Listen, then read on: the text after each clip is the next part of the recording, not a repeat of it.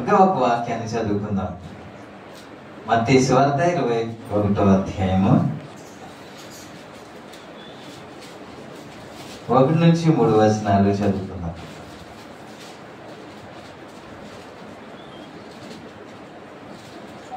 యెరూషలేమునకు సమీపించి ఒలివ చెట్ల కొండ దగ్గర ఉన్న బెత్సెగేకు వచ్చినప్పుడు యేసు తన శిష్యుల ఇద్దరిని చూచి, మీ ఎదుటినున్న గ్రామమునకు వెళ్ళిడి. వెళ్ళగానే కట్టబడి ఉన్న ఒక గాడిదయు దానితోనున్న ఒక గాడిద పిల్లయు మీకు కనపడెను. వాటిని విప్పి నా ఎదుగు తోలుకొని రండి. ఎవడైనా మీతో ఏమైనానో అనిన ఎడల అవి ప్రభువునకు కావలసి ఉన్నవని చెప్పవలను. వెంటనే అతడు వాటిని తోలిపెట్టునని చెప్పి వారిని పంపాడు. 3వ వచనం అందరూ చదువుకుందాం. 3వ వచనం.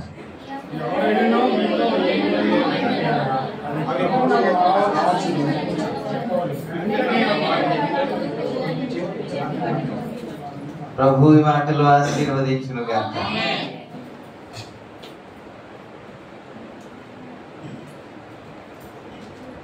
పరిచర్య చేస్తున్న బ్రదర్ ఎందుకు రాలేదు తెలియదు, రావాలి.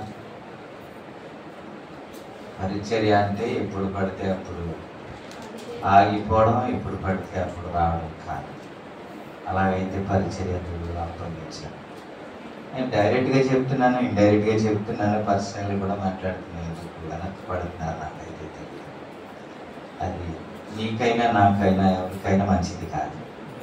స్తోత్రం. ఈరోజు పండుగ కాబట్టి కొంచెం చిరునవ్వుతూ ఉండండి. అది సీరియస్గా ఉంటారా?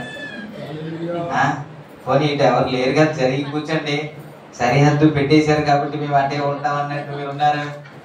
ఇప్పుడు లేరు కదా, సైట్ అంతా మీదే. దేవునికి స్తోత్రం. హల్లెలూయా.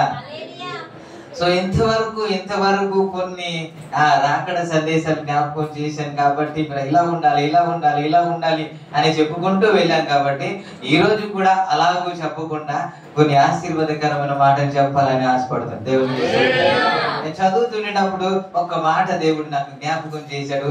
ఆ మాట మీకు గుర్తు చేయాలని నేను ఆశపడుతున్నాను. జాగ్రత్తగా విందాం దేవుని మాటలు. మాట్లాడుతున్నప్పుడు ఏమైనా మీకు మంచి మాటలు అనిపిస్తే స్తోత్రం చెప్పడానికి, స్పందించడానికి ప్రయత్నము చేయండి. ఇంకా నాకు తెలుసు మీరు టిఫిన్ చేసి వచ్చారని, కానీ మీకంటే మాట్లాడిన వ్యక్తి నేనే ఇంకా చేయలేదు అంటే నేనే హల్లెలూయా చెప్పకూడదు, మీరు చెప్పాలి.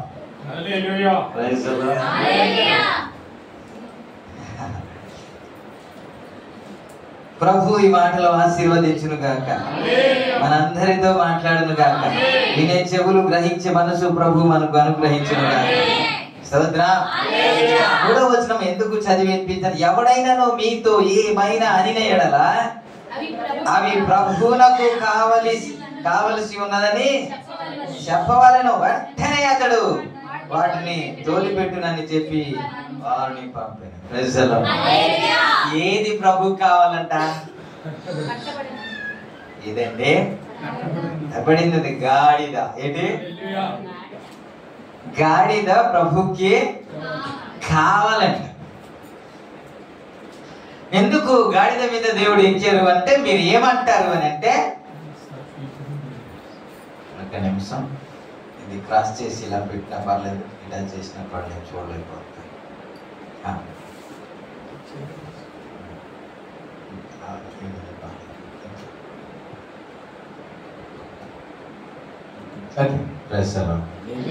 హల్లెలూయా. స్తోత్రం. గాడిద మీద ఎందుకు ఎక్కారంటే, ఇప్పుడే మీరు చెప్తారు ఏంటంటే, జకర్యా గ్రంథం 9వ అధ్యాయం 9వ వచనంలో భయపడింది కాబట్టి అది నెరవేర్పు కొరకే ఆయన ఆ విధంగా చేశారు అని మనం మాట్లాడతాం. అది నిజమే, అది 100% నిజమే. దాని కొరకు మాత్రమేనా దేవుడు చేశారు? నా మాట్లాడి దాని కొరకు మాత్రమేనా? నేను అదే అంశంలో కొంత ఆశీర్వాదకరంగా మార్చడానికి ప్రయత్నం చేస్తున్నా. ఇది ప్రభువుకి కావాలి అనేసి దేని గురించి మాట్లాడుతుంది? గాడిద అంట. గాడిద కట్టబడింది అన్న మాట గడిచిన సంవత్సరమే మనము జ్ఞాపకం చేసుకున్నాం. అయితే ఈరోజు ఆ గాడిద గురించి జ్ఞాపకం చేశాను. కొన్ని పశువులు ఉంటాయి, కొన్ని జంతువులు ఉంటాయి. కొన్ని భారాన్ని మోయడానికి వినియోగిస్తారు. అదే పశువు, అదే జంతువు కొన్ని మంచి కార్యానికి కూడా వినియోగిస్తారు. ఇప్పుడు గుర్రం ఉందనుకోండి, అది భారం మోయడానికి ఉపయోగిస్తారా లేదా? లేదా? చూడలేదు ఎప్పుడైనా?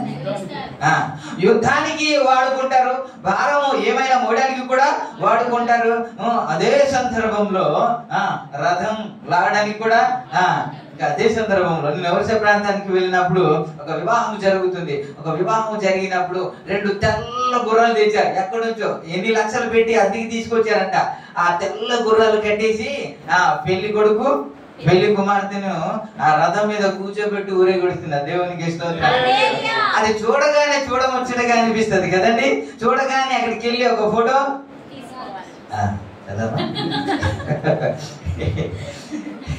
అనిపిస్తుంది. అక్కడంతా ఎందుకు? మీరు కైలాసగిరి వెళ్ళా అక్కడ కనబడుతుంది, 2 గుర్రాలు కనబడతాయి. అక్కడ ఏంటంటే చేసి ఎక్కేసి ఆర్కే బీచ్ లో కూడా కనబడుతుంది. అది భారం మోయడానికి వాడుకుంటారు, కొన్ని ఘనకార్యానికి కూడా వాడుకుంటారు. ఈ ఆవు కూడా కొన్ని భారం మోయడానికి వాడుకుంటారు. మన దేశంలో దానిని గౌరవిస్తూ, దాన్ని గొప్పగా భావిస్తూ గృహ ప్రవేశానికి వాడతారా లేదా? వాడి దానికి చాలా ఘనంగా చూస్తారు. వారి విశ్వాసం, దాని గురించి మనము కించపరిచే విధంగా మాట్లాడకూడదు. వారి విశ్వాసం. దేవునికి స్తోత్రం, ప్రభునామానికి మహిమ కలుగును.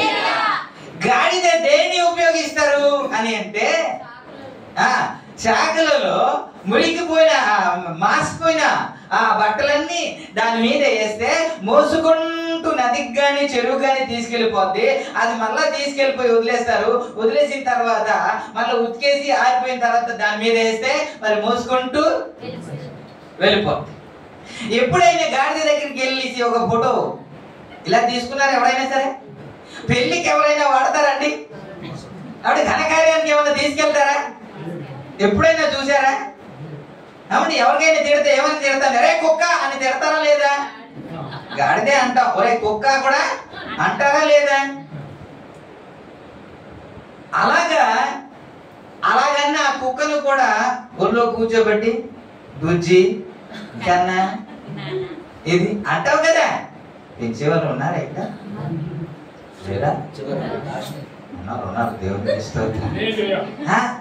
దాన్ని స్నానం చేయించడం, దాన్ని దువ్వడం, దాన్ని ఇవన్నీ చేస్తాం. దాన్ని పక్కన పెట్టేసి ఫోటో తీసుకోవడం ఇవన్నీ చేస్తాం. కానీ ఈ జంతువుకు మాత్రం ఎవడో ఫోటో ఎప్పుడు దానికి ఏంటో తెలుసా? బరువు మోయడానికి వాడుకుంటారు. ఆ దినాల్లో మనుషులు దాని మీద ఎక్కి ప్రయాణం చేయడానికి వాడుకునేవారు. అంతవరకే. కానీ ఏ ఘనకార్యానికి. ఇప్పుడు నేను అంటాను, ఆ బరువు మోయడానికి దేవుడు పిలిచి దానికి కావాలి అన్నాడు. ఇలాంటి గాడిదెను ఎవరైనా సరే రే ఎందుకు విప్పుతున్నారు అని అడిగితే మీరు ఏం చెప్పాలి తెలుసా?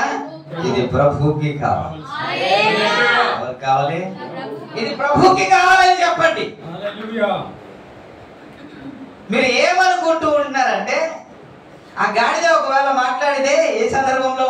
విలామ సందర్భంలో మాట్లాడిన గాడిద గాని మాట్లాడితే, గాడిద నీకు ఎలా ఉంది? ఇప్పుడు మనుషులు నీకు ఈ విధంగా చేస్తుంటే నీకు ఎలా ఉంది అని అంటే, ఒకవేళ ఏం చెబుతుందో నాకైతే తెలియదు. కానీ బరువు మోయడానికే వాడుకుంటారండి. నాకు వారు పనుల కోసమే వాడుకుంటారండి. ఏ ఘనకార్యానికి నాకు వాడుకోరండి. నన్ను ఉపయోగించి వదిలేస్తారండి అని మాట్లాడుతుందేమో. ఏ పనులకైనా నన్ను పిలుస్తారు కానీ ఏ ఘనకార్యానికి మాత్రం నాకు పిలవరండి. ఏ మంచి కార్యానికి నాకు పిలవరండి. వారి పనులకి నేను ఉపయోగపడతాను కానీ మిగతా దానికి మాత్రం ఉపయోగపడను అని ఒకవేళ గాడిద మాట్లాడుతుందేమో. ఇప్పుడు ఈ గాడిదలు మాట్లాడినా సరే ఈరోజు నేను చెప్తున్నాను, ప్రైజ్ ది లార్డ్. ఎవరైతే ఇలాగనుకుంటున్నారో వారి గురించే నేను మాట్లాడుతున్నాను. నన్ను ఉపయోగించుకున్నారండి కానీ నన్ను పట్టించుకోవట్లేదండి. నన్ను ఎవరు పట్టించుకోవట్లేదు. నన్ను ఎవరు ఘనకార్యానికి నన్ను ఘనపరచట్లేదు ఎవరండి. నేను మాత్రం కావాలి, వారి పనులకు నేను మాత్రం కావాలి, కానీ మిగతా పనులకు మాత్రం నేను అక్కర్లేదండి అని మీరు అనుకుంటే నేనంటాను, మనుషులు పట్టించుకోవచ్చు కానీ దేవుడు పట్టించు. మనుషులు పట్టించుకోపోవచ్చు నీకు, కానీ నా దేవుడు అయితే నిన్ను పట్టించుకుంటాడు. మనుషుడు నిన్ను ఘనపరచకపోవచ్చు, కానీ నా దేవుడు నిన్ను ఘనపరుస్తాడు. మనుషులు నిన్ను వాడుకొని వదిలేయచ్చు, కానీ నా దేవుడు వాడుకొని వదిలేసే దేవుడు కాదు.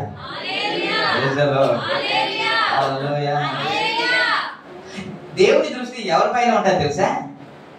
మీరు అనుకుంటా దేవుడు నన్ను వదిలేసాడండి, పట్టించుకోవట్లేదండి, ఎందుకని అంటే నన్ను ఊరికే వాడుకుంటున్నారు కానీ నేను దేనికి నోచుకోలేను, అసలు నన్ను పట్టించుకోను అని అనుకుంటే దేవుని దృష్టి ఎవరి మీద ఉంటది అంటే ఎవరైతే పట్టించుకోవట్లేదు అనుకుంటున్నారో వారి మీదే ఉంటది.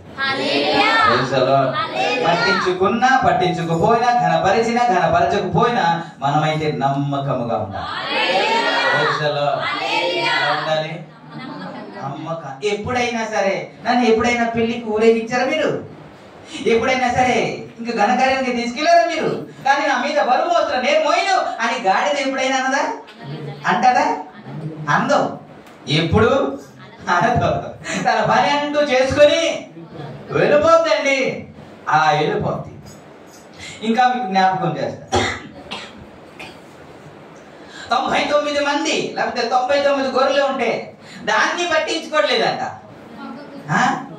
ఒక్క గొర్రె గురించే పట్టించుకుంటున్నాడు. నన్ను ఎవరు పట్టించుకోవట్లేదని మీరు అనుకుంటే నేను అనుకుంటున్నాను, నేను చెబుతున్నాను దేవుడు నిన్నే పట్టించుకుంటాడు. నన్ను ఎవరు చూడట్లేదని మీరు అనుకుంటే నేను చెబుతున్నాను దేవుడు నిన్నే చూస్తున్నాడు. గాడిద ఎందుకని ఎవరైనా అడిగారనుకోండి, ఇది దేవుడికి కావాలి. ఎవరికి? ఇది యేసయ్యకి కావాలి అని చెప్పండి అన్న. యేసయ్యకి ఎందుకండి? యేసయ్యకి ఎందుకు? మనుషులందరూ వాడుకొని వదిలేసినట్టు దేవుడు కూడా వదిలేస్తాడా? దానికేనా అని అంటే నా దేవుడు వాడుకొని వదిలేయడానికి, ఉపయోగించి వదిలేయడానికి కానే కాదు. ఏ ఘనకార్యానికి అయితే నోచుకోలేదో, ఏ మేలుకైతే నోచుకోలేదో దేవుడు మరలా ఘనపరచడానికి దేవుడు కోరుకుంటాడు. మనుషులు గాడిదని పట్టించుకోలేదు, కానీ దేవుడు పట్టించుకోలేదు. హల్లెలూయా. అంతవరకు గాడిద కనబడితే ఒక కర్ర పట్టుకొని తోలేస్తారు. ఇప్పుడు యేసయ్య కూర్చోగానే పరిస్థితి మారిపోయింది. దేవుడు అప్పుడు బరువు మోసింది, ఇప్పుడు కూడా బరువు మోసింది. బరువులో వ్యత్యాసం ఉంది. అప్పుడు బరువు మోసేటప్పుడు ఏ ఘనకార్యం అంటే ఏ ఘనత లేదు. ఇప్పుడు బరువు మోస్తుంది. ఇప్పుడు మాత్రము కర్ర పట్టుకొని ఎవరు తోలు వేసేట్లేదు, కర్ర పట్టుకొని వాటి వెళ్ళిపో అని అనట్లేదు. ఇప్పుడు యేసయ్య ఎప్పుడైతే గాడిద మీదకి వచ్చాడో దాని పరిస్థితి మారిపోయింది. హల్లెలూయా, హల్లెలూయా. నన్ను ఎవరో పట్టించుకోవట్లేదు అని ఒకవేళ అనుకున్నా సరే, ఇప్పుడు అందరూ పట్టించుకుంటున్నారు. అందరూ పట్టించుకున్నా దాన్ని పట్టుకొని నడిపించేవాడు ఒకడైతే, దాన్ని బట్టలు సర్దేవారు ఒకడైతే, దాని కింద బట్టలు పరిచేవారు ఒకరైతే దేవునికి స్తోత్రం. అది వెళ్తుంటే ఇరుగ్గా ఉంటదేమో అనేసి జనాలందరూ వచ్చేస్తుంటే ద్రోవను మార్గాన్ని సరళం చేసిన వారు ఇంకొకరు. దేనికి సార్? గాడిదకి దేవునికి గాడి దగ్గర ఉంటేస్తున్నారండి. ఎందుకు తెలుసా ఈ గాడిదకి అంత విలువ వచ్చింది? గాడిద యేసయ్య ఉన్నాడు కాబట్టి. జీవితంలో యేసయ్య ఉంటే నీ పరిస్థితి ఏమారిపోతుంది. ఎవరు పట్టించుకోవట్లేదు, ఎవరు నాకు అస్సలు విలువనివ్వట్లేదు అని మీరు అనుకుంటే అది ఎవరిని పక్కన పెట్టేది. యేసయ్య పట్టించుకుంటే నేను ఎక్కడ కనపరచాలో అక్కడ కనపరచాలి. యేసయ్యను మొయ్యగలిగితే దేవుడు ఎక్కడ కనపరచాలో. యేసయ్యను మోయడానికి గాడిద ఇష్టపడింది. Praise the lord. హల్లెలూయా.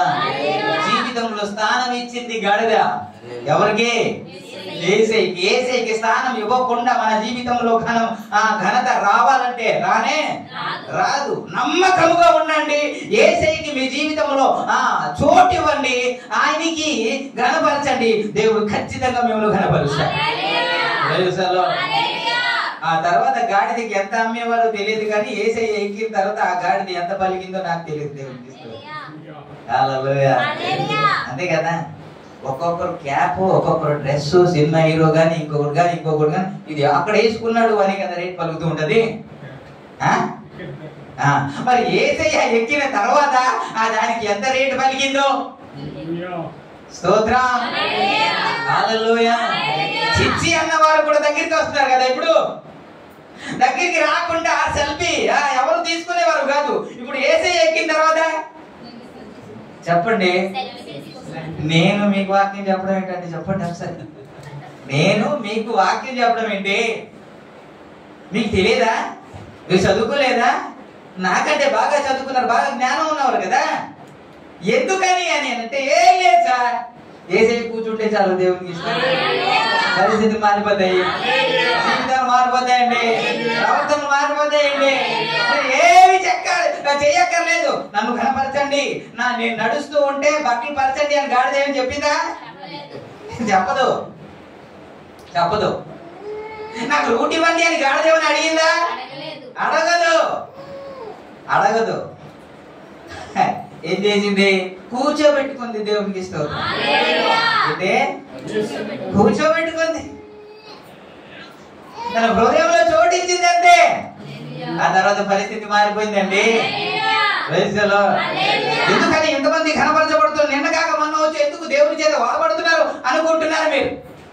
దేవునికి చోటు ఇవ్వకుండా, హృదయంలో చోటు ఇవ్వకుండా, ప్రార్థన జీవితం లేకుండా, ఆత్మీయ జీవితం లేకుండా దేవుడు ఘనపరచాలన్నా వాడుకోవాలంటే వాడుకునే పరిస్థితి ఉండదు. దేవునికి చోటించి చూడండి. దేవునికి హృదయానికి చోటించి చూడండి. ప్రభు నీ జీవితం ఎలా మారుస్తాడు. నీకు నమస్కారం చెయ్యలేని వారు కూడా నీకు నమస్కారం చేస్తారు. ప్రైజ్ ది లార్డ్ అని పలకలేని కూడా నీ దగ్గరికి వచ్చి ప్రైజ్ ది లార్డ్ చెప్తారు. నీతో సహవాసం చేయకూడదు అన్న వారు కూడా నీతో సహవాసం చేస్తారు. యేసయ్య మన జీవితంలో ఉంటే ప్రైజ్ ది లార్డ్. హల్లెలూయా. ఆ చిన్న కార్యం చేస్తే ఆ రోజుకు మాత్రమే కాకుండా ప్రపంచమంతా మాట్లాడుతూనే ఉన్నారు దేవుని. హల్లెలూయా. ఈ గాడిద గురించి ఆ రోజే అయిపోలేదండి. ఆ రోజుకి సరిపోలేదు.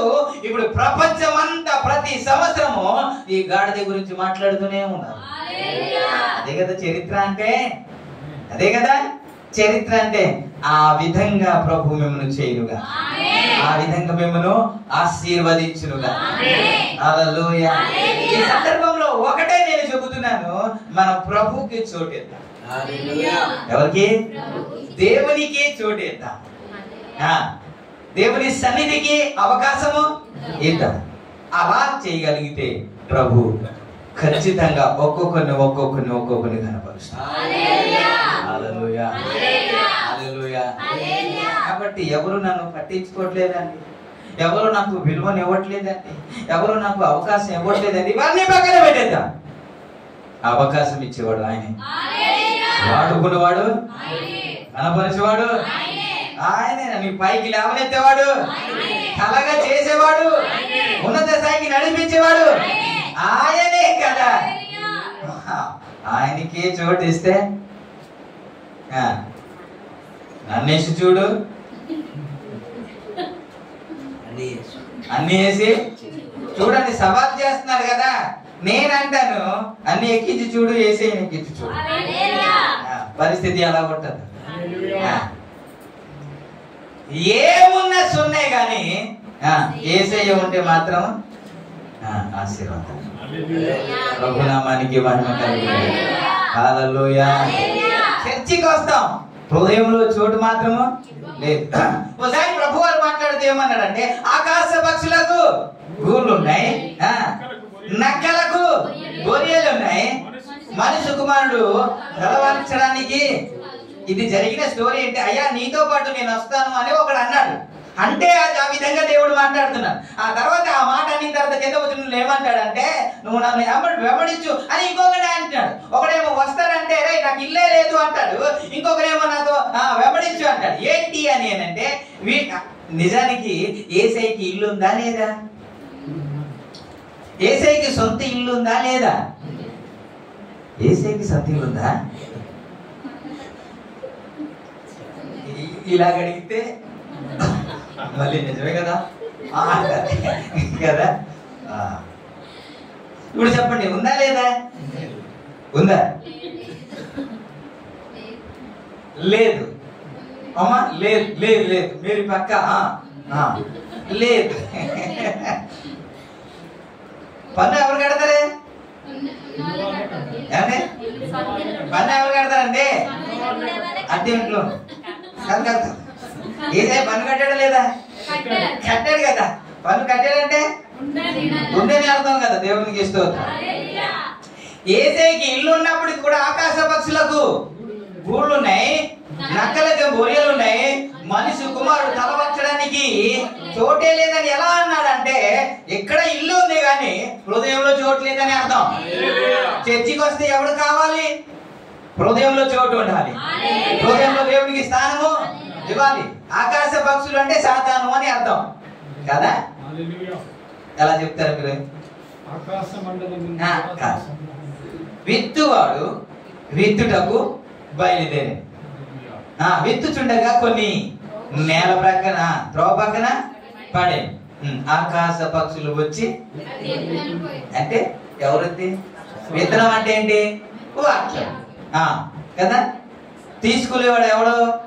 అపవాది. అందుకే నేను అపవాది అన్నాను. దేవునికి ఇష్టం. చెప్పండి గట్టిగా. నెక్స్ట్ ఇయర్ బ్రతికుంటే మీరు డల్ అయిపోకుండా టిఫిన్ ఏదో పెడతాం, డల్ అయిపోతున్నారు. లేకపోతే ఇప్పుడే పొద్దునే ఇప్పుడు టిఫిన్ చేసి వచ్చి హల్లెలూయా చెప్పడానికి కలిసిపోతున్నారు. స్తోత్రం చెప్తాం. ఎక్కడున్నాం? కాబట్టి హృదయంలో చోటు ఉంటే దేవునికి స్తోత్రం. ఒకడేమో పొమ్మంటున్నాడు, ఒకడేమో రమ్మంటున్నాడు. దానికి కారణం ఏంటి అంటే ఇతనికి హృదయంలో చోటు ఉందండి. యేసయ్యకు చోటు ఉంది, ఇతనికేమో హృదయంలో చోటు లేదు. ఇప్పుడు నీతో పాటు వచ్చేస్తున్నాను అంటున్నాడు. దేనికో దానికో ఆడికి చోటు ఉంది. ఎవరికి? ఆడికి చోటు ఉందండి. హృదయం నిండిన దాన్ని బట్టి మాట్లాడితే దేవునికి స్తోత్రం. ఇంగ్లీషే అచ్చ తిరిగే ఇక్కడికి వచ్చి ప్రైజ్ అంటాం, అక్కడికి వెళ్తే సుప్రభాతమే. దానికి చోటు ఉన్నాయి కానీ దేవునికి ఘనపరచుడు. దేవునికి స్తోత్రం. హల్లెలూయా. ప్రభునామానికి మహిమ కలుగుగాక. కాబట్టి ఎక్కువసేపు నేను తీసుకోకుండా ఒక గాడిదని మేము పరిచయం చేసి మీకు విడిచిపెట్టాలని ఆశపడుతున్నాను. ఒక్క గాడిదని. దేన్ని? ఒక గాడిదని. ఇప్పుడు ఈ గాడిదను దేవుడు కనబరిచాడు కదా, ఒక్క గాడిదను మీకు జ్ఞాపకం చేస్తాను. ఆ మాట జ్ఞాపకం చేసి విడిచిపెట్టాలని ఆశపడుతున్నాను. సమూయేలు గ్రంథం 16వ అధ్యాయం, మొదటి సమూయేలు 16వ అధ్యాయము ఒకసారి తీద్దాం. ఒకసారి అక్కడ రాయబడిన మాట, ఒక గ్రామంలో ఒక కుటుంబము ఉండేది. ఆ కుటుంబంలో తల్లిదండ్రులకి కొంతమంది బిడ్డలు ఉండేవారు. 16వ అధ్యాయం మొదటి వచనంలో మనం చూసుకుంటే, అంతటా యెహోవా సమూయేలుతో ఇలాగ సెలవిచ్చెను, ఇశ్రాయేలు మీద రాజుగా ఉండకుండా నేను విసర్జించిన సౌలును గురించి నువ్వెంతకాలం దుఃఖింతువు? నీ కొమ్ములు తైలముతో నింపుకొని బెత్లెహేమీయుడైన యెష్షయి యొద్దకు నిన్ను పంపుచున్నాను. అతని కుమారులో ఒకని నేను రాజుగా నియమింతును అని సమూయేలు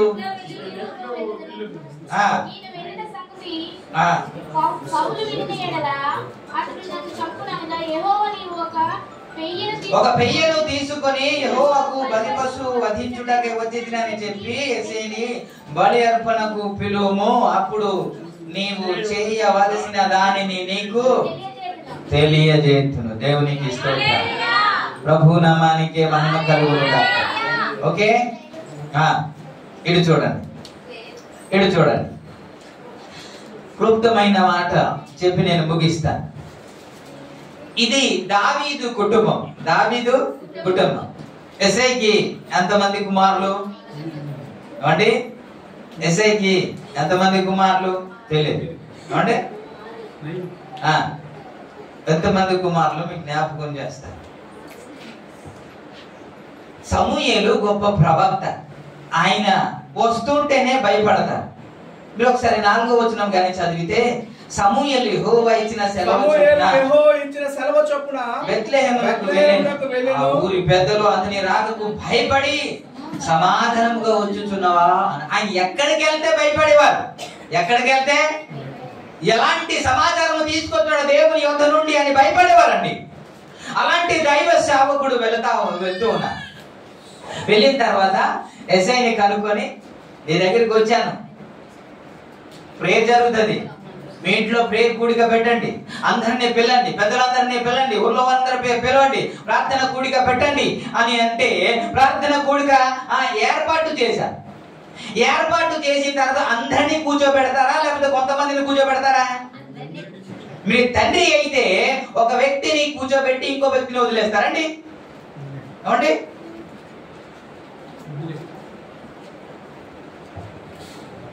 5వ వచనం. అతడు సమాధానముగానే వచ్చి తిని, మీరు శుద్ధులైన నాతో కూడా బలికి రండి అని చెప్పి యెషయని అతని కుమారులను శుద్ధి చేసి బలి అర్పించెను. వారు వచ్చినప్పుడు అతడు ఏలీయావును చూచి, నిజముగా యెహోవా అభిషేకించిన వాడు ఆయన ఎదుట నిలుచున్నాడని అనుకొనెను. అయితే యెహోవా సమూయేలుతో ఇలాగ సెలవిచ్చెను, అతని రూపమును అతని ఎత్తును లక్ష్య పెట్టకము. మనుషులు లక్ష్య పెట్టు వాటిని యెహోవా లక్ష్య పెట్టడు. నేను అతను త్రోసివేసి ఉన్నాను. మనుషుల బయరూపమును లక్ష్య పెట్టుదురు గాని యెహోవా హృదయమును లక్ష్య పెట్టును. 10వ వచనం ఒకసారి చదువుదాం. యెహోవా ఎస్ఐ తన 7 కుమారులను సమూయేలు ఎదుటికి పిలువగా, సమూయేలు యెహోవా వీరిని కోరుకోలేదని చెప్పి. ఎంతమందిని తీసుకొచ్చాడు? ఎంతమందిని పిలిచాడు? ఎస్ఐకి 80 కుమారు. ఎంతమంది? 80 కూడా ప్రేయర్లో కూర్చోబెట్టాలా లేదా? ఒక దైవ సేవకుడు వస్తే, ఒక అభిషిక్తుడు వస్తే, అభిషేకించబడిన వాడు వస్తే, ఎవరైనా సరే పాస్టర్ గారు వస్తే ప్రేయర్ చేయించాలని పిల్లల్ని ముందు పెడతారు కదా.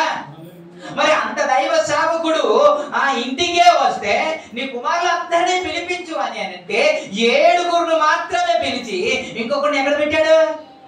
ఇంకొకటి ఎందుకు పిలవలేదు? ఎందుకు తెలుసా? ఎందుకు తెలుసా? వీళ్ళందరూ ప్రయోజనకరమైన వారే, కానీ ఆ ఒక్కడే దేనికి పనికిరాడండి.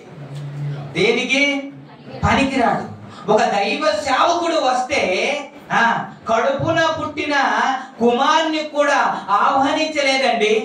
ఈ సందర్భంలో ఒక మాట మీకు జ్ఞాపకం చేస్తాను. తల్లిదండ్రులారా, మీకు గుర్తు చేస్తాను, మీకు పిల్లలు ఉన్నారు కాబట్టి ఇద్దరికి సమానంగానే ప్రేమించండి. మా నాన్న మా చెల్లిని ఎక్కువ ప్రేమిస్తాడు అని ఆ హృదయంలో నాటబడకూడదు. మా అమ్మ మా అన్నయ్యని ఎక్కువ ప్రేమిస్తుంది అనే మాట తన హృదయంలో ఉండకూడదు. ఇప్పుడు నీకు ఏమీ అనలేదు కానీ ఒక దినాన అది వారి హృదయంలో నాటికిపోద్ది. కాబట్టి మా అమ్మ నాన్న ఇద్దరిని ఒకే రీతిగా ప్రేమిస్తారు. మాకు ఎప్పుడు తక్కువ చేయరు, దానికి ఎక్కువ ఈయనకి తక్కువ అని ఎప్పుడు చూడరు అనేటట్టు మీరు ప్రేమించండి. దేవునికి స్తోత్రం. హల్లెలూయా. ఇస్సాకు కూడా ఏసావును ప్రేమిస్తూ ఉన్నాడు. రిబికా ఏమో యాకోబుని ప్రేమిస్తుంది. వీళ్ళిద్దరూ ఒకే తల్లిదండ్రులకి పుట్టినవారు కాదండి. ఒకే తల్లిదండ్రులకు పుడితే ఒకడేమో పెద్దోడికి ప్రేమిస్తున్నాడు, ఇంకొకరేమో చిన్నోడికి ప్రేమిస్తున్నాడు. అదేంటి? అందుకే కదా భేదాలు వచ్చింది. కాబట్టి తల్లిదండ్రులుగా మనం చేయాల్సింది ఏంటంటే, మీకు ప్రేమ ఉండొచ్చు, కూతురంటే ప్రేమ ఉండొచ్చు, కొడుకంటే ప్రేమ ఉండొచ్చు, కానీ ఇద్దరికి సమానంగానే ప్రేమ. ఆ ప్రేమలో పిల్లల హృదయంలో నాకు అమ్మ సరిగ్గా ప్రేమించదు, మా అన్నయ్యకే ఎక్కువ ప్రేమిస్తారు. ఇలాంటి మనసు వాళ్ళకి రాకూడదు. Praise the lord. ఏడుగురిని పిలిచిన వాడు 8వ వ్యక్తిని పిలవాలా వద్దా? ఇంకా చెప్పాలంటే ఎక్కువ ఎవరిని ప్రేమిస్తామో తెలుసండి? చిన్నోడిని. ఎవరిని? చిన్నోళ్ళని ఎక్కువ ప్రేమిస్తాం. అందరికంటే చిన్నోడు కాబట్టి రే వాడు చిన్నోడు రా అని వాడికి చిన్న చిన్న అని పేరు పెడతాం. లేకపోతే ఇంకేం పేరు పెడతారా? ఏదో పేరు పెడతారు. చిన్నోళ్ళని ఎక్కువ. కానీ చిన్నవాడైనందుకు వీడికి పక్కన పెట్టేశాడండి. ప్రార్థనకు కూడా అయ్యో వీడు చిన్నోడు కాబట్టి, దైవ సేవకులు వచ్చారు కాబట్టి ప్రార్థన జరుగుతుంది కాబట్టి, ఇప్పుడు రాక రాక రాక రాక దైవ సేవకులు వచ్చారు కాబట్టి అందరూ ఉండాలిరా, చిన్నోడు కూడా పిలవండి రా, కబురు పంపించండి రా, అందరి చేత అందరికి ప్రేర్ చేపిద్దాం అని తండ్రికి ఉండాలి కదా.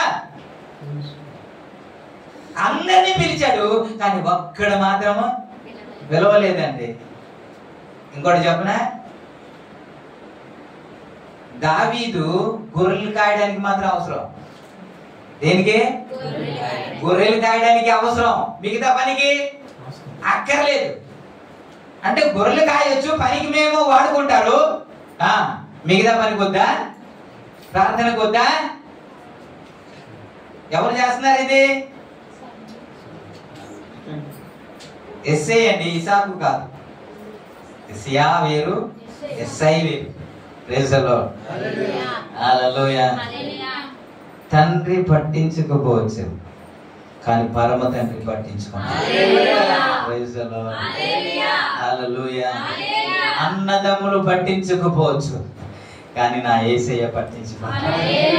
హల్లెలూయా. నాకు ఎవరు పట్టించుకోవట్లేదని నిజానికి చెప్పాలంటే దావీదు ఏడ్చినట్టు ఎక్కడా లేదు. కానీ మనిషిగా అప్పుడప్పుడు బాధ అనిపిస్తుంది కదా. మనిషిగా అప్పుడప్పుడు బాధ అనిపిస్తుంది. దావీదు ఆ సందర్భము రాయలేదు కానీ ఆ సందర్భంలో పాట ఏమో సమకూర్చలేదు కానీ ఏమో నా తండ్రి నన్ను పట్టించుకోవట్లేదు, నా అన్నదమ్ములు నన్ను పట్టించుకోవట్లేదు అని బాధపడ్డాడేమో, నాకైతే తెలియదు. కానీ బాధపడిన సందర్భంలో కూడా ప్రభుకి నమ్మకంగా జీవించడంలో మాత్రం వెనుక తీయలేదు. పరిశుద్ధంగా జీవించడంలో మాత్రం వెనుక తీయలేదండి. ప్రార్థనకు వెనుక తీయలేదండి. సహవాసానికి వెనుక తీయలేదు. ఆయన నమ్మకముగా ఉన్నాడు. అంటే పట్టించకపోయినా, తల్లిదండ్రులు పట్టించకపోయినా, సహోదరులు పట్టించకపోయినా, బంధుమిత్రులు పట్టించకపోయినా యేసయ్య దగ్గర మాత్రం నమ్మకముగా ఉన్నాడు. Praise the lord. హల్లెలూయా. ముగ్గురు అన్నదమ్ములు ఆర్మీలో ఉన్నారంట. ఇక్కడ ముగ్గురు అన్నదమ్ములు ఆర్మీలో ఉన్నారంట అండి. ఆర్మీలో ఉంటే ఒక దినాన్న తన తండ్రి గారు ఏం చేశారంటే, అరే అన్నలు అక్కడ యుద్ధం జరుగుతుంది కదా, అక్కడ ఉన్నారు కదా, అక్కడ ఎలా ఉంది ఏంటి పరిస్థితి కనుక్కొనిరా, ఇగో వారికి ఆహార పదార్థాలు తీసుకొని ఇవ్వు అని పంపిస్తే అక్కడికి వెళ్ళాడు. వెళ్ళిన తర్వాత అన్న ఏంటంటే, రే ఇక్కడికి ఎందుకు వచ్చావు, నువ్వు ఇక్కడికి ఎందుకు వచ్చావు నాకు తెలుసురా, నువ్వు యుద్ధాన్ని చూడడానికి కదా వచ్చావు అని రకరకాలుగా కోపపడుతున్నాడు. నిజానికి దావీదు ఎందుకు వెళ్ళాడు? తండ్రి పిలిచి ఆహారాన్ని పంపిస్తే కదా వెళ్ళాడు. మరి ఆహారాన్ని పంపిస్తే అది పట్టుకొని వెళ్ళిన వ్యక్తికి రే వచ్చావా, సరే జాగ్రత్తగా వెళ్ళు అని ఒక మంచి మాటలు చెప్పాలి కదా. కానీ అక్కడ కూడా చిన్న చూపే దేవునికి ఇస్తుంది. అక్కడ కూడా గద్దింపే. చాలా సందర్భంలో అనుకున్నాడేమో, నాకైతే తెలియదు కానీ మా అన్నలందరికీ ఉద్యోగాలు ఉన్నాయి, నాకే లేదు అనుకున్నాడు కదా. అందరికీ ఉద్యోగాలు ఉన్నాయండి. నీతిగా జీవిస్తున్నాను కదా, యథార్థంగా జీవిస్తున్నాను కదా, ఆత్మీయంగా ఉన్నాను కదా, ప్రార్థన చేస్తున్నాను కదా, అయినా నాకే ఎందుకు ఉద్యోగం లేదు, నాకే నా కుటుంబం ఎందుకు అలాగుంది, నా ఆర్థిక పరిస్థితి ఎందుకు అలాగుంది ఒకవేళ అనుకోవచ్చేమో. దావీదు ఒకవేళ ప్రార్థన చేసిన ఉద్యోగం ఇవ్వడు. ఎందుకని? సైన్యంలో దేవుడు ఉద్యోగం ఇవ్వడు. దేవుడు రాజుగా చెయ్యాలని ఆశ. నువ్వు ప్రార్థన చేసిన ఉద్యోగము రాదు దావీదుకి. ఎందుకు తెలుసా? ఆ సైన్యాన్ని తన చేతిలో పెట్టుకుని ఒక అధికారాన్ని ఇవ్వబోతున్నాడు కాబట్టి. అంత గొప్పగా హెచ్చించబోతున్నాడు కాబట్టి. Praise the lord. మనుషులు పట్టించుకోలేదు, తల్లిదండ్రులు పట్టించుకోలేదు, అన్నదమ్ములు పట్టించుకోలేదు, ఆ బంధుమిత్రులు పట్టించుకోలేదు, కానీ నా యేసయ్య పట్టించుకున్నాడు. మీరు ఎవరు ఘనపరచలేదు, కానీ నా యేసయ్య ఘనపరచాడండి. హల్లెలూయా. ఏమని అడుగుతున్నాడండి? ఇంకా చెప్పాలంటే ఇంకో లాస్ట్ కొడుకు ఉన్నాడనే సంగతి సమూయేలుకి చెప్పలేదండి. ఇంకో కొడుకు ఉన్నాడనే సంగతి సమూయేలుకి చెప్పలేదు. మనమైతే ఇలాగెళ్ళి చూసేస్తాం, కానీ దేవుడు తనతో మాట్లాడుతున్నాడు కాబట్టి ఒక్కొక్కరు వస్తూ ఉంటే ఈడి కాదు అని చెప్తున్నాడు కాబట్టి ఆగాడు. కానీ అదే కానీ దేవుడు మాట్లాడకపోతే, సమూయేలు ముందు మాట్లాడుతున్నాడు కదా, పెద్దోడు వచ్చేటప్పుడు సరైనడు అని అంటున్నాడు కదా, అప్పుడే కదా దేవుడు అన్నాడు. మనుషుడు పై రూపం చూస్తాడు కానీ దేవుడి అంతరంగాన్ని చూస్తాడు అన్నాడు కదా. కాబట్టి 8వ వ్యక్తి ఉన్నాడనే సంగతి ఎస్ఐ సమూయేలుకు చెప్పలేదండి. అక్కడ రాయబడిన మాట 11వ వచనంలో ఒకసారి మీరు చదవండి. నీ కుమారులందరూ ఇక్కడనే ఉన్నారా అని ఎస్ఐని అడుగగా, ఇంకాను కడసారి వాడు ఒకడు ఉన్నాడు, అయితే వాడు గొర్రెలు కాస్తున్నాడు అండి. ఏం చేస్తున్నాడు? గొర్రెలు కాస్తున్నాడు. పెద్ద ఇంపార్టెంట్ ఏమి కాదండి. ఈలే ఏమైనా చెయ్యాలనుకుంటే ఈలే, ఏమైనా ఉపయోగపడాలంటే ఈలే. దేవునికి స్తోత్రం. హల్లెలూయా. ప్రభు నామానికి మహిమ కలుగునుగా. ఏమనాలి? నిజానికి చెప్పాలంటే ఏమనాలంటే, ఇంకో వ్యక్తి ఉన్నాడండి, చిన్నోడు ఉన్నాడండి, వాడిని కూడా పిలవమంటారా? వెంటనే ఇప్పుడే పిలుస్తాను అని కదా అనాలి. ఆ విధంగా అనకుండా ఉన్నాడండి ఒకడు, కడసారి వాడు ఒకడు ఉన్నాడు, కానీ వాడు చదువుకునేవాడు కాదండి, వాడికి చదువు రాదండి, తెలివితేటలు ఉండదండి, అడిగి ఏమైనా చెయ్యాలంటే వీరే చేస్తారని అన్నట్టు మాట్లాడుతున్నాడు. ఎవరు? తండ్రి. ఎవరు ఘనపరచాలో వారు ఘనపరచట్లేదు. ఎవరు ఉపయోగపడాలా ఎవరు ఉపయోగపడట్లేదు. ఇలాంటి పరిస్థితిలో దావీదును దేవుడు చూస్తున్నాడు. దావీదును దేవుడు జ్ఞాపకం చేసుకున్నాడండి. Praise the lord. హల్లెలూయా. ఏ పరిస్థితి నుంచి ఏ పరిస్థితికి తీసుకొస్తున్నాడో జ్ఞాపకం చేయండి. అందుకే నేను చదివి వినిపించాను 3వ వచనం ఏంటి అని అంటే, ఇది ప్రభువునకు కావాలి అని చెప్పాలి. ఇప్పుడు సమూయేలు మాట్లాడుతున్న మాట, వాడిని వాడు పిలిపించుము. ఇంకా చెప్పాలంటే అతడు ప్రభువుకి కావాలి అన్నాడు కదా. ఎవరు కావాలి ఇప్పుడు? ఈ ఏడుగురు కాదు, లాస్ట్ వాడు ఉన్నాడు కదండి, కడసారి వాడు ఉన్నాడు కదండి, వాడు పనికిరాడు అంటున్నారు కదండి, వాడు గొర్రెల కాపరి అంటున్నాడు కదండి, వాడికి చదువు లేదు అనుకున్నాడు, వాడే ప్రభుకి కావాలి. నేను ఈ రోజు కూడా చెప్తున్నాను, నాకు చదువు లేదు, నాకు తెలివితేటలేదు, నాకు జ్ఞానం లేదు, నాకు ఎవరు పట్టించుకోవట్లేదు అని అనుకుంటే దేవుడు నిన్నే చూస్తున్నాడు. దేవునికి ఇష్టం, నిన్నే జ్ఞాపకం చేసుకుంటున్నాడు ఆయన. ఎందుకు తెలుసా? నేను ఉపయోగించుకోవడానికి కాదు, నేను ఘనపరచడానికి. బైబిల్లో వ్రాయబడింది, దేవుడు తగిన కాలమందు హెచ్చించున్నట్లు ఆయన బలిష్టమైన రెక్కల క్రింద దీన మనస్కులై ఉండండి. మీరు దీన మనస్కులై నమ్మకముగా ఉండగలిగితే దేవుడు ఎప్పుడు హెచ్చించాలో, ఎప్పుడు ఘనపరచాలో, ఎప్పుడు నీకు లేవనెత్తాలో అప్పుడు లేవనెత్తాలో. దేవునికి స్తోత్రం. హల్లెలూయా. ఉద్యోగం లేదని, దేని లేదని మీరు బాధపడుతున్నారా? మీరు ఏమీ బాధపడద్దు. ఒక సమయం వస్తుంది, ఒక కాలం వస్తుంది, అందరికంటే ఉన్నత స్థాయిలో దేవుడు ఉంచుతాడు. హల్లెలూయా. ఆదికాండంలో 37వ అధ్యాయంలో 6-7 వచనంలో ఒక కల కంటాడు. యోసేపు కల కనిన తర్వాత ఏమని అంటారంటే, 37వ అధ్యాయం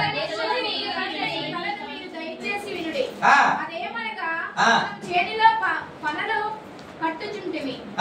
నా పన లేచి నిలుచుండగా నా పనను చుట్టుకొని మీ పనలు నా పనను చుట్టుకొని నా పనకు సాష్టాంగపడని చెప్పెను.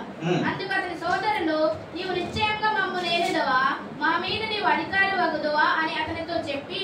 ఓకే ఓకే ఓకే ఒక కల కన్నాడంటే ఏంటి అని అంటే, అయ్యా నేనే నిలబడ్డా, నా పనులు నిలబడింది, మీ పనులన్నీ ఉన్నాయి కదా, దానికి వచ్చి సాగిల పడుతుంది అంటే ఏరా నువ్వు రాజు అవుతావు, మేమందరం నీ దగ్గరికి వచ్చి సాగిల పడతామా అని అన్నారు. దాన్ని బట్టి అక్కడ వ్రాయబడిన మాట ఏంటంటే 11వ వచనంలో అతని సహోదరుడు అతని యందు అసూయపడిరి అన్నమాట, పగబట్టిరి అన్నమాట కూడా చూస్తాం. 19-20 వచనంలో వ్రాయబడిన మాట, వారు ఇదిగో ఈ కలలు కనువాడు వచ్చుచున్నాడు, వీరిని చంపి ఇక్కడనున్న ఒక గుంటలో పారివేసి దుష్ట ముఖము వీరిని తినివేసినని చెప్పుదాము, అప్పుడు వీని కలలు ఏమగును చూద్దాము రండని ఒకరినొకడు మాట్లాడుకుని దేవునికి స్తోత్రం. దేవుడేమో హెచ్చించాలని ప్రణాళిక పెడితే వీరేమో ఏం చేస్తున్నారంటే వీడిని చంపేద్దాం, చంపేసి దుష్ట ముఖాలు తినేసింది అని చెప్పేద్దాం. ఇప్పుడు జరుగుతుంది అదే కదా, ఏమిటి వీడిని చంపేద్దాం, యాక్సిడెంట్ లో చూపించారు అని ఇప్పుడు చేశారు, డిక్లేర్ కూడా చేశారు. దేవునికి స్తోత్రం. కానీ ఆయన డిక్లేర్ చేయాలిగా, ఎవరు ఆయన సర్టిఫికేట్ ఇవ్వాలిగా, ఆయన తగిన సమయంలో కార్యం చేస్తారు. మీరు అనుకుంటారు ఇన్ని చంపేద్దాం అనుకుంటే, ఎలా మనం సాగిలు పెడతామో చూస్తాం అనేసి అనుకుంటే వాడి వల్ల కాదు. వారి వల్ల దేవుడు నిన్ను హెచ్చించాలనుకుంటే ఎవడు ఆపలేడు, దేవుడు నిన్ను ఘనపరచాలనుకుంటే అదే ఎవడు ఆపలేడు. మామూలు మాట చెప్పానా మీకు? అంటే మిమ్మల్ని హెచ్చిస్తాడని, మిమ్మల్ని ఘనపరుస్తాడని అంటే అలా గుట్ల పెట్టి చూస్తాడా? ఏం విశ్వాసం మీరు? 50వ అధ్యాయం 18వ వచనంలో ఏమని ఉంటుందో తెలుసా? వారి సహోదరులు యోసేపు వద్దకు వచ్చి సాగిలపడి నమస్కారము చేసి మేము నీకు దాసులము అని చెబుతున్నారు. కాదు కాదు, ఆ ఒక్క మాట చదివితే అవదు. కింద ఉన్న పైన ఉంది ఏంటంటే అతను ఎదుట సాగిలపడి, కళ ఏంటి? సాగిలపడ్డాం కదా. వీళ్ళేమంటున్నారు, వీడిని చంపేస్తే సాగిలపడి నమస్కారం చేస్తామనేసి వీడికి కళ వచ్చింది కదా, ఈ కళ ఏమవుతుందో చూద్దాం అనేసి వారు ప్లాన్ చేశారంట. ప్లాన్ చేసినా కుదరదు, ఆయన ప్లాన్ చేస్తేనే సక్సెస్ అవుతుంది. ఇంకా ఎవడో ప్లాన్ చేసినా కుదరదు, ఇది జరగదు. ఆయన అందుకే నీకు విరోధంగా రూపించబడిన ఏ ఆయుధము వర్ధిల్లదు, ఈ నమ్మకం పెట్టుకోండి. ఆయన నిన్ను హెచ్చించాలనుకుంటే ఏ శక్తి నిన్ను అడ్డగించదు, ఏ శక్తి నిన్ను, ఇంకా చెప్పాలంటే నిన్ను దేవుడు ఆశీర్వదించాలని ప్రణయాలిక రూపొందిస్తే దాన్ని అడ్డగించేవాడు ఎవడు. అందుకే పాడదాం, నీవు తెరచిన తలుపు ఎవడు మూయలేడు, నీవు మూసిన తలుపు ఎవడు తెరవలేరు. దేవునికి స్తోత్రం కలుగును గాక. మంచి మంచులందరూ స్తోత్రం చెప్పాలి. హల్లెలూయా. ఈ రోజు చెబుతున్నాను, ఆ గాడిద ప్రభుకి కావాలంట. ఆ గాడిద ఎప్పుడైనా వచ్చిందో ఆ గాడిద పరిస్థితి మారిపోయిందండి. హల్లెలూయా. చిచ్చి అన్న వాళ్ళు కూడా దగ్గరికి వస్తున్నారండి, ఓ అని తోలి వేసిన వాళ్ళు కూడా దగ్గరికి తీసుకుంటున్నారండి. దేవుడు కార్యం చేస్తే అట్ట ఉంటది. మరి తండ్రి కూడా పట్టించుకోలేని పరిస్థితిలో దేవుడు పట్టించుకున్నాడు. ఎలాంటి ఉద్యోగం ఇచ్చాడు అని అంటే ఒక దేశానికి రాజుగా పడిచాడండి. అన్నదమ్ములు చెప్ప మీద కొట్టారు కదా, ఎందుకు వచ్చావు ఇక్కడికి, నీకు రాకూడదని చెప్పాం కదా అని అన్నారు కదా. ఆ అన్నదమ్ములే ఇప్పుడు దావీదు ఏం చెబితే అదే చేస్తున్నారు. దావీదు అంటే కూర్చో అంటే కూర్చోవాలా, లే అంటే లేవాలా. ఇందాక కొట్టావు కదరా, ఇందాకేమన్నాడు, ఇందాక కొట్టాడు కదా. దేవునికి స్తోత్రం. అందుకే మనుషులు నమ్ముకునేట కంటే యెహోవాను నమ్ముకునేట, ఆయన నమ్ముకోండి, ఆయన మీద భారం పెట్టుకోండి, ఆయనకు హృదయంలో చోటు ఇవ్వండి. ఆయన ఎప్పుడు హెచ్చించాలి, ఎప్పుడు కనపరచాలి, అప్పుడు కనపరుస్తారు. దేవుడు మాట్లాడితే ఎవరైనా విప్పితే మీరు ఏం చెప్తారో తెలుసా? ఇది ప్రభువులకు కావాలని చెప్తారు. ఎందుకయ్యా ప్రభుకి ఈ గాడిదే అని అంటే ఇప్పుడు వరకు ఏ ఘనత లేదు కదండి, ఏ విలువ లేదు కదండి, ఎవరు పట్టించుకోలేదు కదండి. అవన్నీ ఇవ్వడానికే దేవుడు కోరుకుంటున్నాడు. కొన్ని గాడిదలు లాగుతూ ఉంటే రాదు తెలుసా, ఇలా తాడు కొట్టుకొని లాగుతూ ఉంటే కయ్యో కయ్యో మొర్రో అనేసి లాగుతుంటే అలాగని చేస్తే ఈ ఘనత ఉండకపోను కదా. అదే కదా, దేవుడు మాట్లాడుతుంటే లోబడి దేవుని సన్నిధికి వచ్చేస్తేనే ఘనత దేవుడి. నీ హృదయానికి చోటు ఇస్తే దేవుడు కార్యం చేస్తాడని దేవుడు మాట్లాడుతుంటే వెంటనే లోబడగలిగితే దేవుడు అద్భుతంగా కార్యం చేస్తాడు. విప్పేసి లాక్కుని వచ్చేస్తుంటే గాడిద నెమ్మదిగా నడుచుకుంటూ వచ్చిందండి. దాని మీద బట్టల పరిస్థితి ఆ యేసయ్య ఎక్కుతుంటే ఏమీ అనుకోలేదండి. గాడిద ఏం చేస్తుంది, వెనక్కి నుంచి తత్తది కదండి. గాడిద వెనక్కి నిలబడితే అలాంటి ఏమైనా కనబడిందా బైబిల్లో మీకు? గాడిద తన్నింది, 2-3 చచ్చారు, పడిపోయారు, ఇలాంటివి ఏం కనబడిందా? ఎవరికి కొట్టలేదు, సరే సరే కదా, లోబడింది. లోబడితే ఘనత, లోబడితే ఘనత అండి. ప్రభు నామానికి హల్లెలూయా, స్తోత్రం. దావీదుకు తన తండ్రియే పట్టించుకోలేదు కానీ పరమ తండ్రి పట్టించుకోలేదు. హల్లెలూయా. మీరు అనుకుంటారు దావీదుకు ఉద్యోగం లేదన్నారు కదండి, అప్పటికి వయసు అవ్వలేదేమో అంటారు. మరి వయసు అవ్వకపోతే సౌలు దగ్గర ఉద్యోగానికి ఎందుకు పెట్టుకున్నాడు? సౌలు పెట్టుకున్నాడు కదండి, తన ఆయుధం మోయడానికి పెట్టుకున్నాడు కదా. అంటే ఇంట్లో ఉన్నవారే సౌలు గుర్తు చేసి, సౌలు గుర్తెరిగి ఏమన్నాడంటే, ఇప్పుడు దావీదు నా ఎదుట కృప పొందాడు కాబట్టి నా సముఖమున ఉండడానికి అవకాశం యేసయ్య దగ్గరికి వర్తమానం పంపించారు రాజైన సౌలు. కానీ తండ్రియే వాడు పనికిరాడు అంటున్నాడు, తండ్రియే పనికిరాడు అన్నాడు. బయటలు గుర్తిస్తున్నారు కానీ తండ్రి మాత్రము విలువ లేదు. దేవునికి ఇలాంటివి ఏం జరిగినా సరే మనం నమ్మకంగా ఉండాలి. దావీదు ఎప్పుడు పడిపోయాడనేసి లేదు, రాజు అవ్వకముందు ఆయన ప్రతి సందర్భంలో నమ్మకంగా ఉన్నాడు. ఆయన మందల ఆ గొర్రెలు కాస్తూ కూడా ఆ గొర్రెలు ఎలా పడితే అలా విడిచిపెట్టలేదంట, ఒక వ్యక్తిని అప్పగించి వచ్చాడంట. దుష్ట మృగం తీసుకెళ్లిపోతుంటే అయ్యో అని ఊరుకొని ఉండిపోలేదంట. ఆ పులి వచ్చి సింహం వచ్చి తీసుకెళ్లిపోతుంటే, ఎలుగుబంటి వచ్చి తీసుకెళ్లిపోతుంటే పోనీలే ఒకటే కదా అని అనుకోలేదంట. దాని వెనక అతను తరిమాడంట. దేవునికి తరిమి తన ప్రాణాన్ని కూడా లెక్క చేయకుండా తన నోరు పట్టుకుని తెరిచి మేకపిల్లను లేకపోతే గొర్రె పిల్లను కాపాడేశాడండి. నేను అనుకుంటాను, తప్పిపోయిన వ్యక్తిని ఇలాగ పట్టి తరిమి అపవాదిని ఓడించి ఆత్మను సంపాదించిన వ్యక్తిని కదా దేవుడు ఏం చేశాడు. అదే సాక్ష్యం చెబుతున్నాడు. అదే సాక్ష్యం, నువ్వు ఎలా యుద్ధం చేద్దాం అనుకుంటున్నావు అని అంటే, నా మందను కాయిచుండగా ఎలుగుబంటి వస్తే దాన్ని తరిమి దాన్ని నోరు తెరిచి మేక పిల్లను గొర్రె పిల్లను నేను కాపాడాను. అది నా మీదికి రాగా దాని గడ్డం పట్టుకొని చీల్చేశానంటాడు. దేవునికి స్తోత్రం. హల్లెలూయా, హల్లెలూయా. ఈ రోషము ఎవరిలో ఉంటుందో దేవుడు వారిని హెచ్చిస్తాడు. హల్లెలూయా. పక్కన ఉన్నవాడు పాడైపోతుంటే నాకెందుకులే, వారు పాడైపోయినా పర్వాలేదులే అనుకోకుండా ప్రతి ఒక్కరిని పట్టించుకొని వారి కొరకు ప్రయాస పడగలిగితే, ఒక్క గొర్రె కొరకైనా ప్రయాస పడగలిగితే దేవుడు ఖచ్చితంగా నిన్ను హెచ్చిస్తాడు. హల్లెలూయా, హల్లెలూయా. ఈ గాడిదని హెచ్చించినట్టు ప్రభు మిమ్మల్ని హెచ్చించునుగా. ఈ గాడిదను ఘనపరిచినట్టుగా మిమ్మల్ని దేవుడు ఘనపరచునుగా. ఈ గాడిద ప్రభువుకు చోటిచ్చినట్టు మనం అందరం కూడా ప్రభువుకు చోటిచ్చు. స్తోత్రం. ఈ మాటలో దేవుడు ఆశీర్వదించు.